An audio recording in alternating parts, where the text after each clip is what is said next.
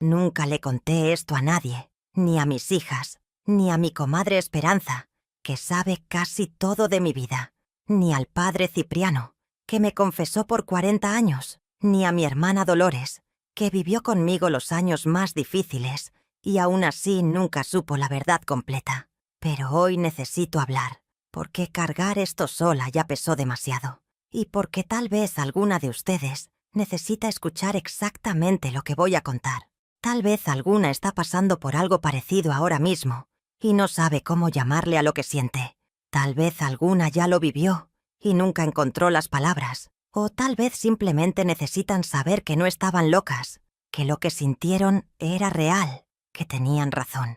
Yo dije sí en el altar. Miré a ese hombre de traje gris, con el cabello peinado con brillantina, con los zapatos lustrados y la corbata bien puesta, y dije sí con la voz más firme que pude sacar de adentro.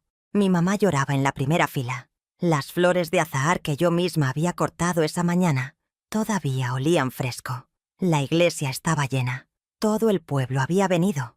Las señoras con sus vestidos de domingo, los hombres con sus sombreros en la mano, los niños inquietos en las bancas del fondo.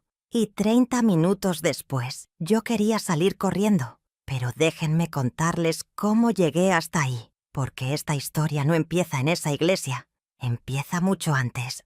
Empieza cuando yo era una muchacha de 19 años, que todavía creía que el amor era lo que una veía en las fotonovelas, esas revistas que mi comadre Esperanza escondía debajo del colchón y que leíamos a escondidas en las tardes, con el corazón acelerado y la cabeza llena de ideas que no tenían nada que ver con la vida real que nos esperaba.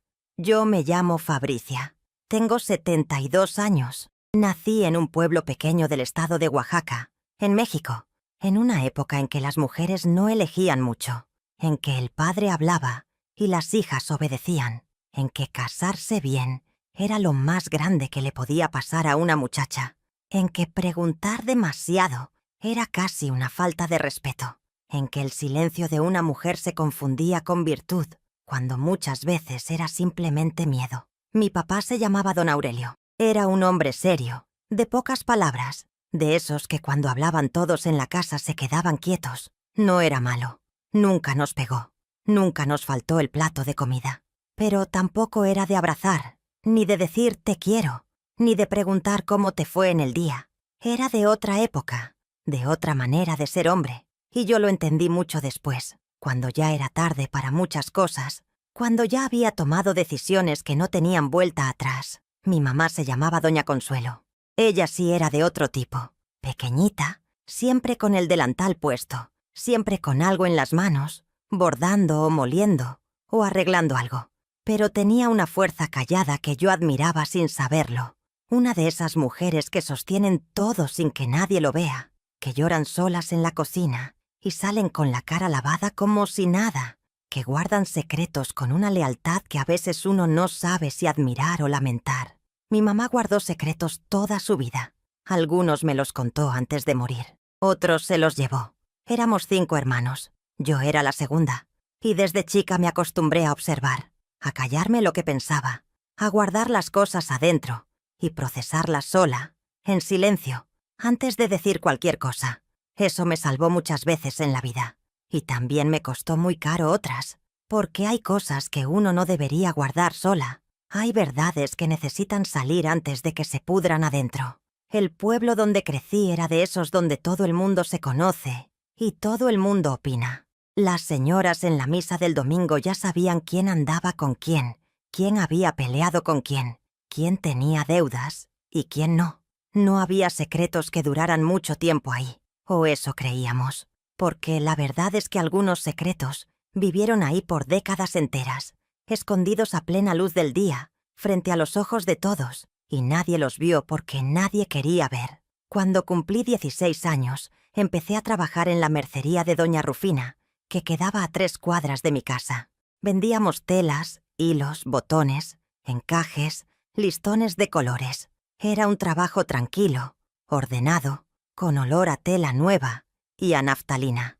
Y a mí me gustaba porque me daba algo que en mi casa no siempre tenía, que era silencio propio y tiempo para pensar sin que nadie me estuviera pidiendo algo. Fue ahí, en esa mercería, donde lo conocí a él. Se llamaba Hernán.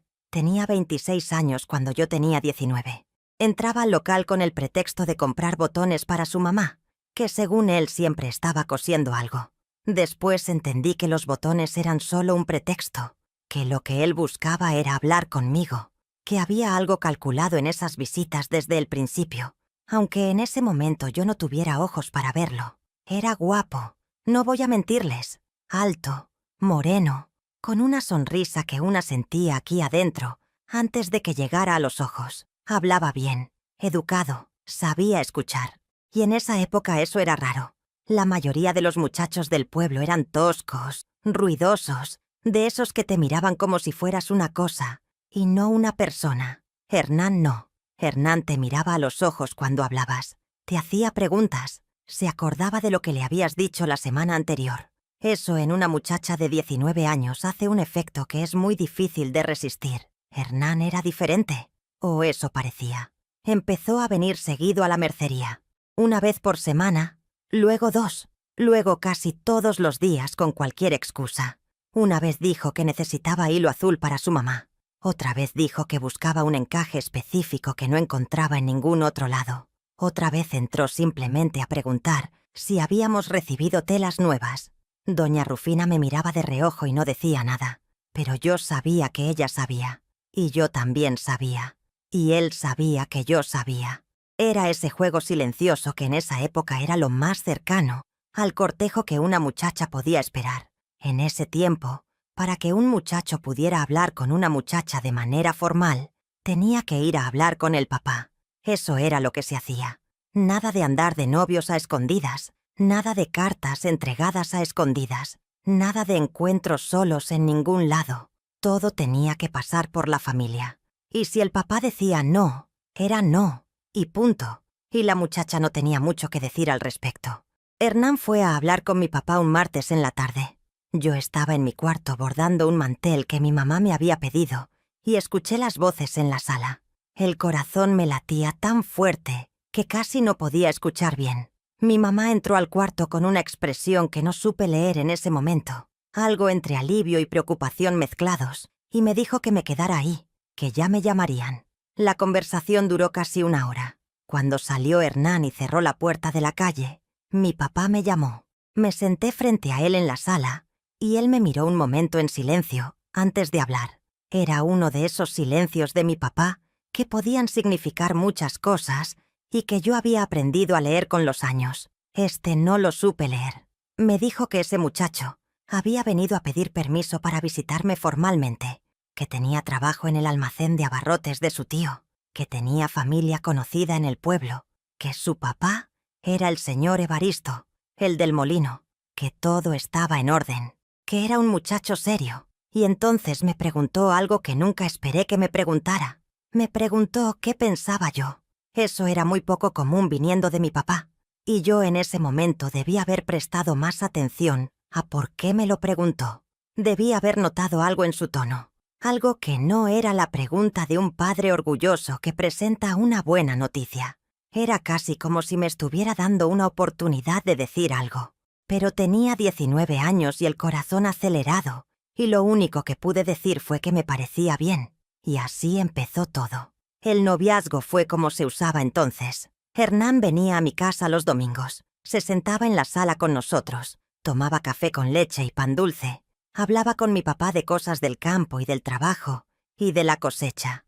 Yo estaba ahí, pero casi no hablábamos solos. A veces salíamos a caminar por el parque del pueblo después de misa, pero siempre con mi hermana Dolores, siguiéndonos a 3 pasos de distancia, mirando a todos lados menos a nosotros, como si no estuviera ahí. Pero ahí estaba.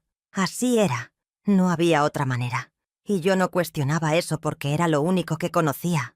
En esas conversaciones cortas, en esas miradas cruzadas sobre la taza de café, en esas palabras medidas que nunca podían decir demasiado, porque siempre había alguien escuchando, yo me fui construyendo una imagen de Hernán. Una imagen que tenía poco que ver con quien él era en realidad y mucho que ver con quien yo quería que fuera. Eso es lo que hace el enamoramiento a esa edad. Te muestra lo que quieres ver y te esconde todo lo demás con una cortina muy delgada que una no ve porque no quiere verla. Fueron casi 2 años de noviazgo, 2 años de domingos en la sala, de caminatas en el parque, de miradas y palabras medidas. Y en esos 2 años hubo cosas que vi, pero no quise entender. Pequeñas cosas, detalles que una guarda en algún cajón del fondo de la cabeza porque, si los piensa demasiado, se complica todo. Por ejemplo, Hernán nunca hablaba de su familia con facilidad. Cuando yo le preguntaba por su mamá, respondía con frases cortas y cambiaba el tema rápido. Una vez le pregunté si podía conocerla y se puso tenso de una manera que no esperaba. Me dijo que sí, claro que sí, pero que su mamá no andaba muy bien de salud y que mejor esperáramos. Esperamos. Nunca la conocí antes de la boda. También había algo en la manera en que a veces me miraba.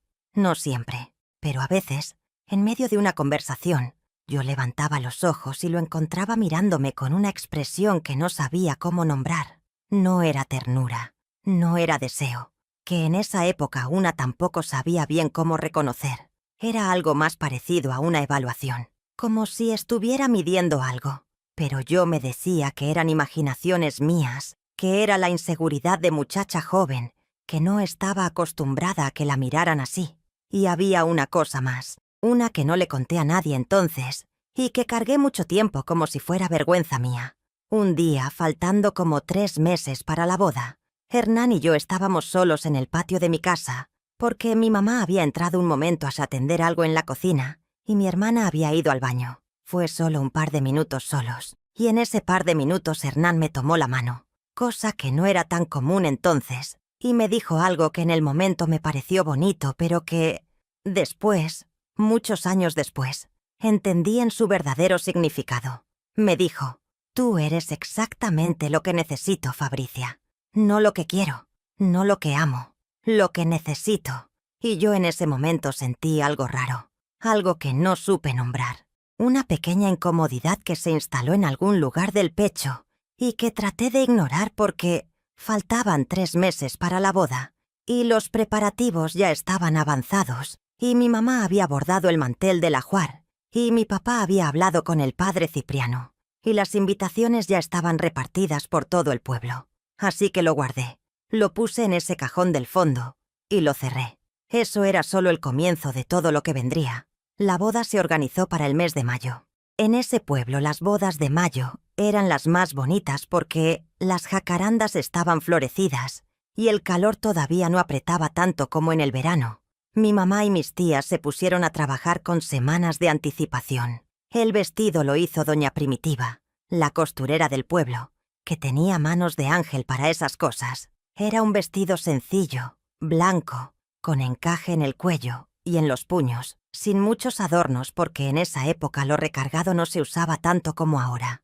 Me quedaba bien. Cuando me lo probé por primera vez, mi mamá lloró, y yo también lloré, aunque después no supe muy bien por qué había llorado yo.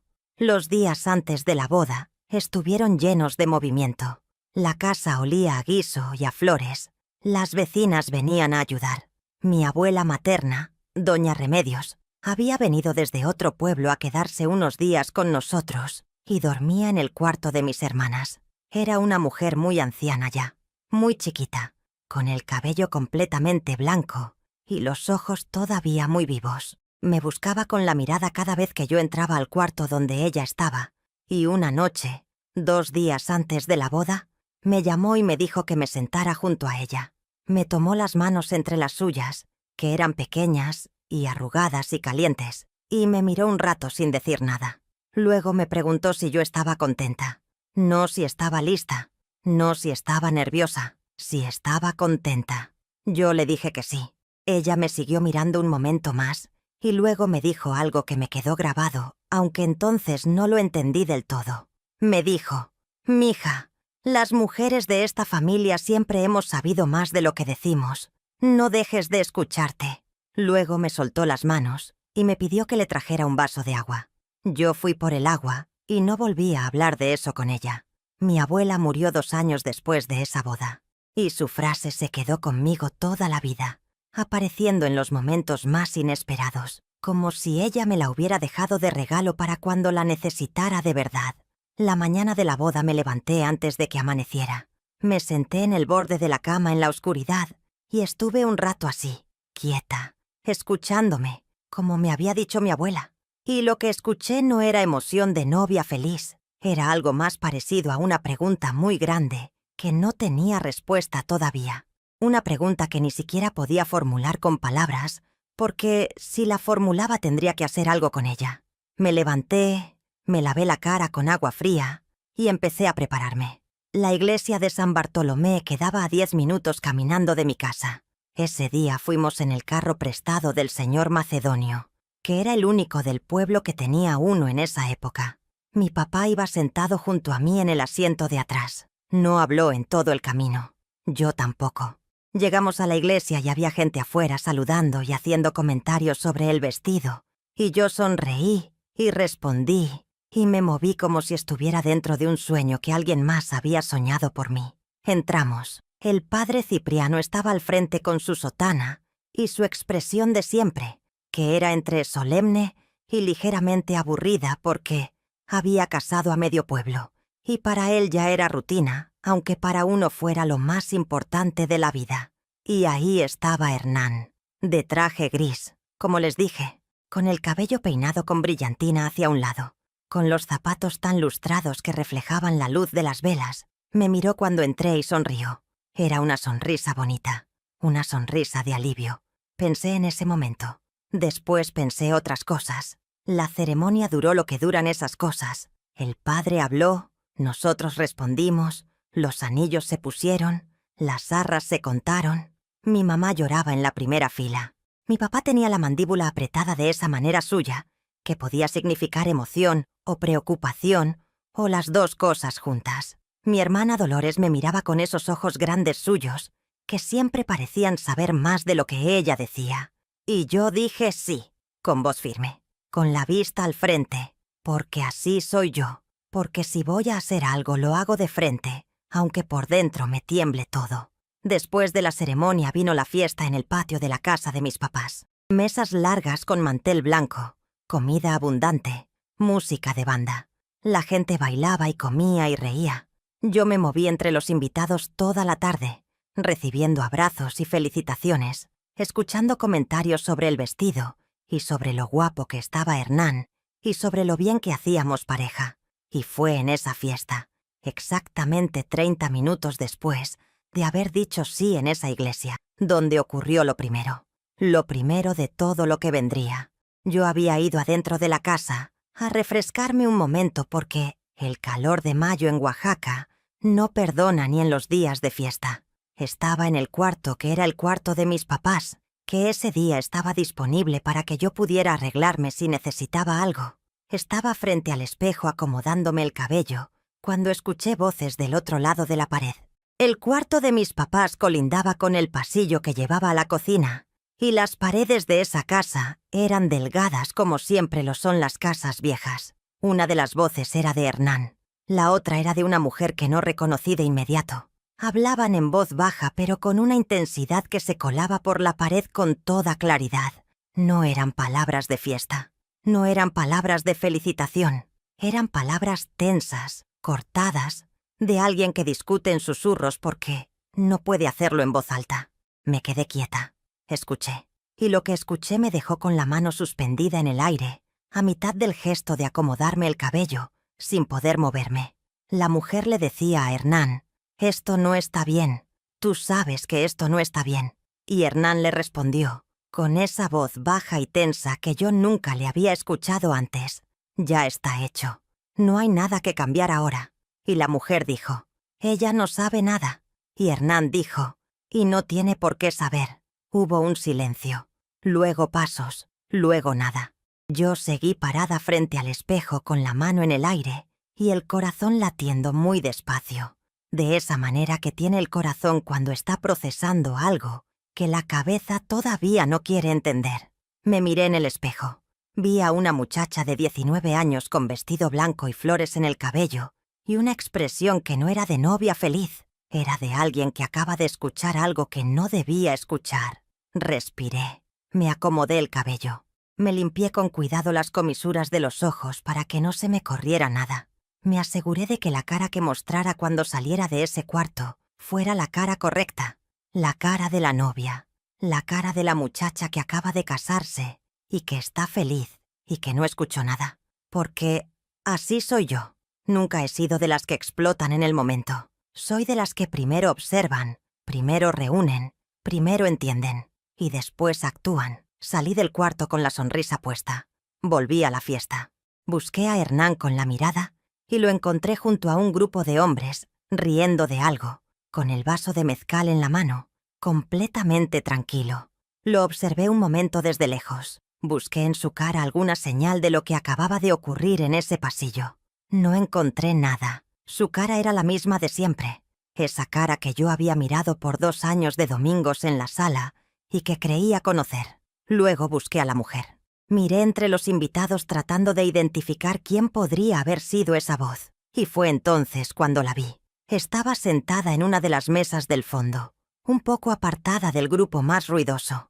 Era una mujer de unos 30 y tantos años, bien vestida, con el cabello recogido y una expresión serena que no cuadraba del todo con el ambiente de fiesta que la rodeaba. No la había visto nunca en el pueblo. No era de ahí. Me acerqué a mi mamá y le pregunté en voz baja quién era esa señora de la mesa del fondo. Mi mamá tardó un segundo en responder, un segundo muy pequeño que otra persona no hubiera notado, pero yo sí lo noté. Me dijo que era una prima de Hernán que vivía en la ciudad y que había venido para la boda, que se llamaba Elvira. Le di las gracias a mi mamá y me alejé. Prima, muy bien. Pero la manera en que mi mamá había tardado ese segundo antes de responder me dijo que ella también sabía algo y que también lo estaba guardando. El resto de la fiesta lo viví desde adentro y desde afuera al mismo tiempo. Bailé cuando me sacaron a bailar. Comí algo aunque no tenía hambre. Reí en los momentos en que había que reír. Abracé a quien me abrazó. Fui la novia perfecta durante todo lo que quedaba de esa tarde. Pero por dentro estaba trabajando, silenciosamente, metódicamente, como siempre lo hago, guardando lo que había escuchado, guardando la imagen de esa mujer en la mesa del fondo, guardando el segundo de duda de mi mamá, guardando todo en un lugar ordenado, donde lo pudiera examinar después con calma. Esa noche, cuando la fiesta terminó y nos fuimos al cuarto que habían preparado para nosotros, en casa de los papás de Hernán, porque así se acostumbraba entonces, yo estaba completamente callada. Hernán lo atribuyó al cansancio del día. Me dijo que había sido una boda muy bonita, que yo había estado preciosa, que estaba contento. Yo le dije gracias y apagué la vela. En la oscuridad, escuché su respiración volverse lenta, irregular de esa manera en que se vuelve cuando alguien se queda dormido, y yo me quedé con los ojos abiertos en el techo que no podía ver, en esa cama que no era mía, en esa casa que no conocía, con el olor a flores marchitas que se colaba por la ventana, pensando en una sola cosa. Ella no sabe nada, y no tiene por qué saber. ¿Qué era lo que yo no sabía? Pasaron los días, nos acomodamos en la vida de casados con esa torpeza que tiene todo comienzo. La casa donde viviríamos era pequeña, de 2 cuartos, con un patio donde Hernán dijo que pondríamos una hortaliza. Yo la arreglé a mi manera, con lo poco que teníamos, porque en esa época no se empezaba con mucho.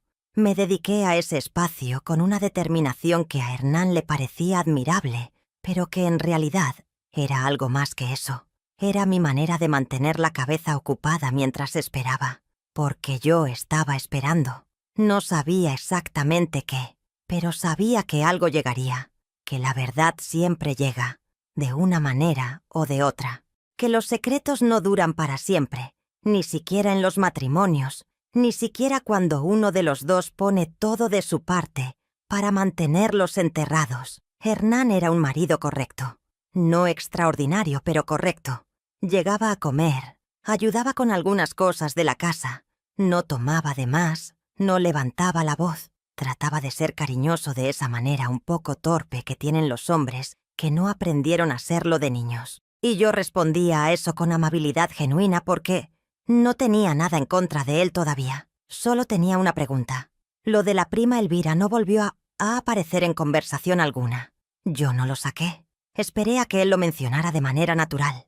No lo mencionó. Eso también me dijo algo. Fue a los 3 meses de casados cuando ocurrió lo segundo. Hernán tenía la costumbre de salir los jueves en la tarde con el pretexto de ir a ver a su tío del almacén, por cuestiones de trabajo. Llegaba siempre antes de que oscureciera, con olor a polvo de camino y a sudor de trabajo, y yo no había tenido razón para cuestionar eso. Pero un jueves, sin ningún plan especial de mi parte, simplemente porque necesitaba unas telas que solo vendían en el mercado grande que quedaba del lado donde estaba el almacén del tío, salí a hacer ese mandado a la misma hora que él, y a 2 cuadras del almacén lo vi.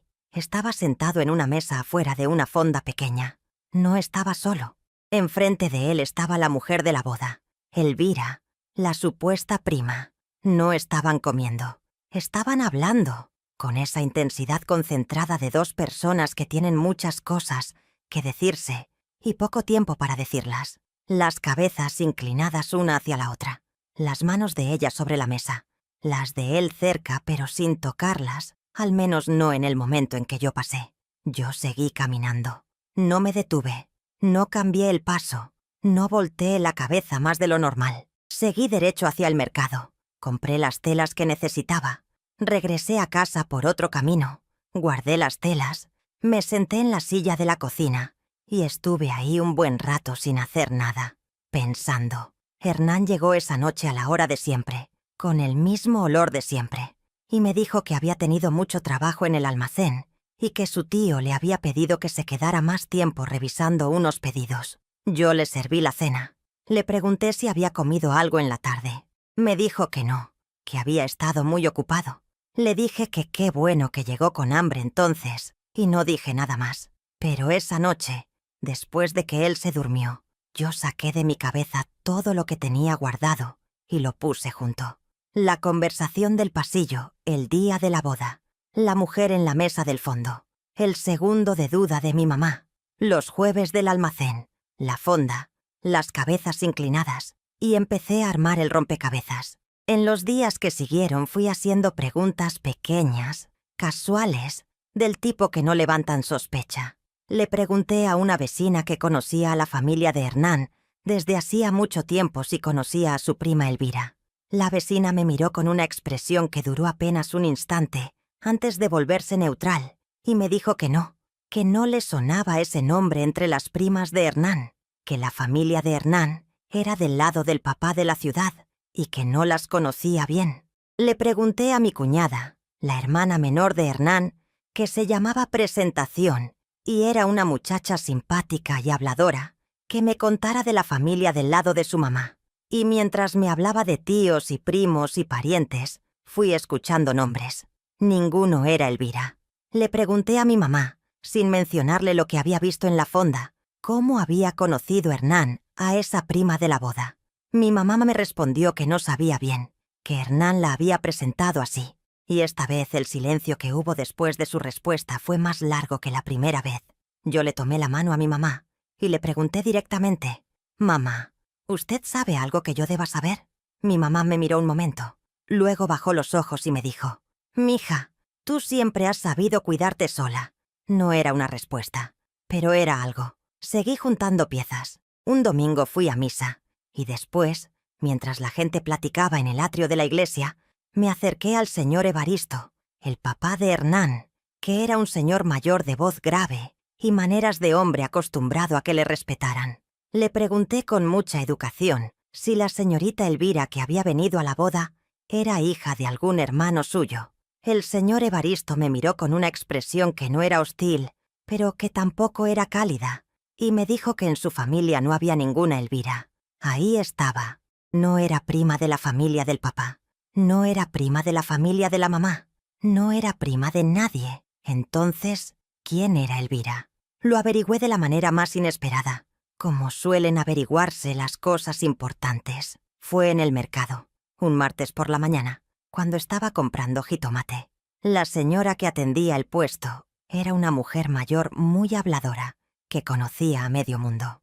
Y mientras me pesaba los jitomates, sin que yo le hubiera preguntado nada relacionado, empezó a hablar de una muchacha de un pueblo cercano que había venido a vivir a nuestra ciudad hacía como 2 años, que trabajaba de costurera, que era muy seria y muy reservada, que se llamaba Elvira. Y luego, casi como de pasada, como quien agrega un dato sin importancia, Me dijo que esa muchacha había andado de novia con el hijo del señor Evaristo del Molino, que habían andado juntos un buen tiempo, que luego él se había casado con otra y ella se había quedado sola, que habían andado juntos, que luego él se había casado con otra. Yo le pregunté cuánto tiempo habían andado juntos. La señora lo pensó un momento y me dijo que como 4 o 5 años, que había sido un noviazgo largo, que mucha gente pensaba que se iban a casar. 4 o 5 años. Hernán y yo habíamos sido novios 2 años. Lo que eso significaba era muy claro. Mientras Hernán me visitaba los domingos en la sala de mi casa y hablaba con mi papá y tomaba el café con pan dulce y me miraba de esa manera suya, había otra mujer. Una mujer con quien había estado 4 o 5 años. Una mujer que pensaba que se iban a casar y que no solo no se casó con ella, sino que apareció en mi boda, en mi fiesta, en mi día, y tuvo en el pasillo una conversación sobre mí mientras yo estaba en el otro cuarto, arreglándome el cabello. Ella no sabe nada. Y no tiene por qué saber. Ahora yo sabía.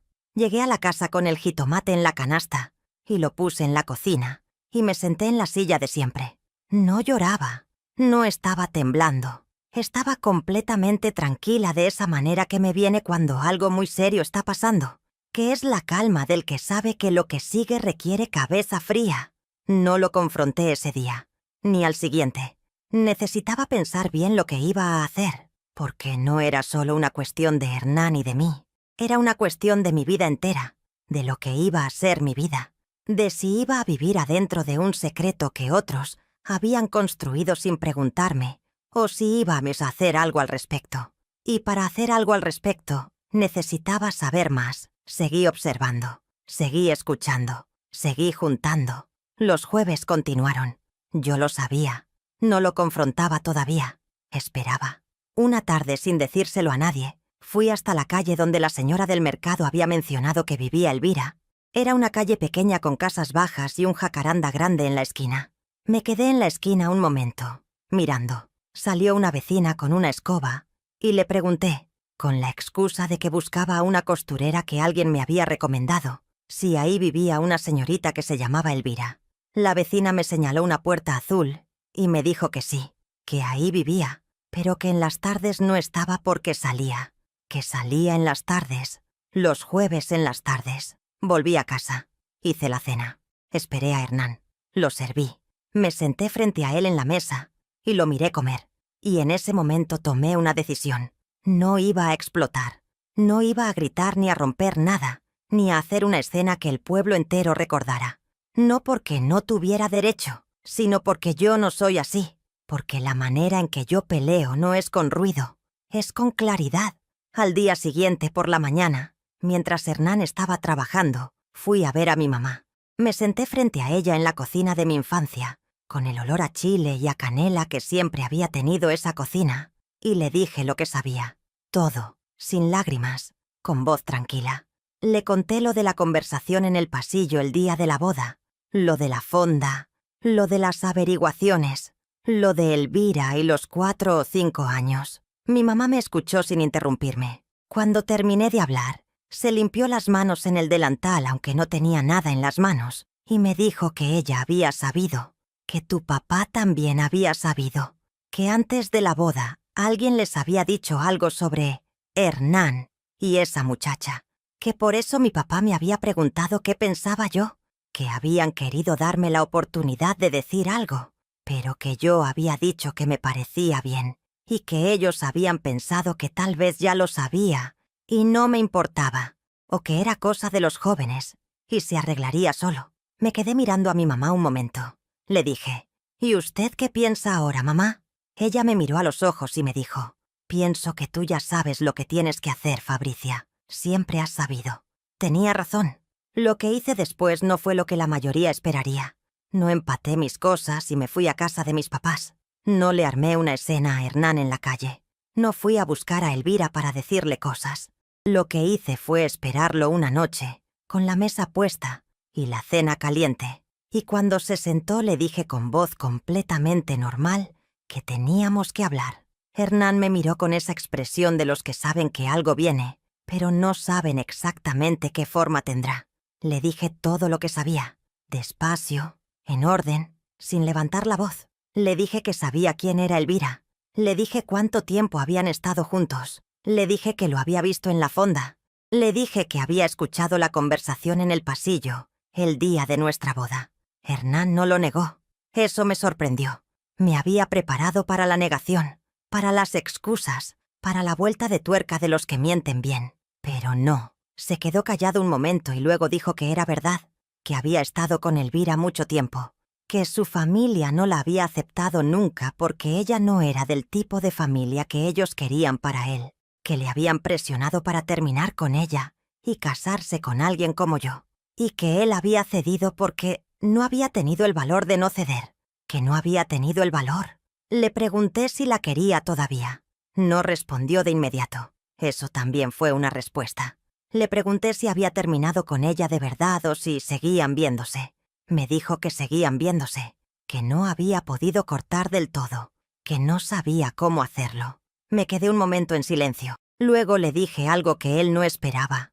Le dije que lo entendía, que entendía que lo habían presionado, que entendía que no había tenido valor, pero que lo que no podía entender y lo que no iba a aceptar era que me hubiera puesto en esa posición sin decirme la verdad, que me hubiera casado con él cargando ese secreto como si yo fuera un mueble en su vida y no una persona que merecía saber con qué se estaba metiendo. Hernán me dijo que lo sentía. Yo le dije que lo sentía no era suficiente para decidir qué iba a pasar después, que necesitaba tiempo para pensar, que él también necesitaba pensar, que esa conversación no terminaba ahí, y salí del cuarto. No dormí esa noche, no por el llanto, que llegó después, solo, cuando ya nadie me veía, sino por el pensamiento, por la cantidad de cosas que tenía que ordenar, porque no era una decisión simple. En esa época el divorcio era casi impensable para una mujer en un pueblo así.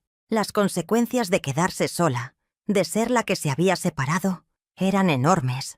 La mirada de la gente, la posición de la familia, la vida entera rediseñada desde cero. Pero tampoco era simple quedarse. Pasaron semanas difíciles. Hernán estaba diferente, más presente paradójicamente, como si la conversación lo hubiera sacudido de una manera que ninguna otra cosa había logrado. Hacía esfuerzos visibles que antes no hacía. Llegaba más temprano, ayudaba más, hablaba más. Los jueves dejaron de ser los jueves de antes, al menos por un tiempo. Pero yo seguía pensando. Luego, a los 2 meses de esa conversación, descubrí que estaba embarazada. Y todo cambió de otra manera. La noticia del embarazo me golpeó de una manera que no esperaba. No era alegría simple ni tampoco era tristeza. Era algo más complicado. Era la conciencia de que ahora había algo más en la ecuación. Algo que tenía su propia vida y sus propios derechos, y que no había pedido nacer en medio de una situación complicada. Se lo dije a Hernán esa misma noche. Su reacción fue genuina. Eso sí lo vi. Se le llenaron los ojos de algo que parecía real. Me tomó las manos y me dijo que iba a hacer las cosas bien, que iba a ser diferente, que ella no volvería a estar en su vida. Yo le miré los ojos un momento largo y decidí creerle. No porque fuera ingenua, sino porque creía que la gente puede cambiar cuando algo lo suficientemente grande le sacude, y porque yo quería darle a ese hijo que venía la posibilidad de una familia entera antes de quitársela. Fue una decisión consciente, calculada, adulta. No fue el amor ciego que rinde sin condiciones. Fue una mujer de 20 años que evaluó todo lo que tenía enfrente y eligió con los ojos abiertos. Nació mi hija mayor, que se llama Remedios, como mi abuela, y luego vinieron 2 más. Y los años pasaron como pasan los años, con todo lo que traen y lo que se llevan. Hernán cumplió su palabra durante mucho tiempo. Yo no sé si Elvira siguió en su vida de alguna manera o no. Nunca lo averigüé porque decidí que no necesitaba saberlo. Lo que necesitaba saber era lo que pasaba dentro de mi casa. Y dentro de mi casa, Hernán era un hombre diferente al que se había casado con un secreto encima. Pero esperen, porque la historia no termina ahí. 30 años después de esa boda, con las hijas ya grandes y con sus propias vidas, con el pelo ya entrecano y los años guardados en el cuerpo, ocurrió algo que no me esperaba. Mi hija Remedios, la mayor, vino a visitarme un domingo con una expresión que yo reconocí de inmediato porque es la misma que pongo yo cuando tengo algo difícil que decir. Se sentó frente a mí en la cocina, en la misma silla donde yo me había sentado tantas veces a pensar, y me dijo que necesitaba contarme algo. Me dijo que había conocido a una mujer en la ciudad donde vivía, una mujer mayor, muy seria, muy reservada, que trabajaba de costurera, que habían hablado varias veces y que esa mujer le había dicho que conocía a mi familia, que conocía a su papá desde hacía muchos años. Se llamaba Elvira. Me quedé mirando a mi hija un momento. Remedios me dijo que Elvira le había pedido que me dijera algo, que había querido decírmelo ella misma desde hacía décadas, pero que nunca había encontrado el momento ni la manera, que lo que quería decirme era que lo sentía, que ella tampoco había sabido la verdad entera cuando todo empezó, que Hernán le había dicho que lo suyo ya había terminado cuando empezó a visitarme, que cuando se enteró de que no era así, para ella también era demasiado tarde para muchas cosas, que las dos habíamos sido puestas en una posición que ninguna de las dos había elegido completamente. Me quedé callada un rato largo después de que Remedios terminó de hablar. Luego le dije a mi hija que le diera las gracias a esa señora de mi parte. Remedios me preguntó si quería conocerla. Pensé un momento. Luego dije que no era necesario, que algunas cosas se cierran con las palabras correctas, aunque uno no esté presente para recibirlas en persona. Que ese lo siento que había mandado Elvira después de 30 años valía algo, aunque tardado. Hernán murió hace 12 años, de una enfermedad larga que lo fue apagando de a poco.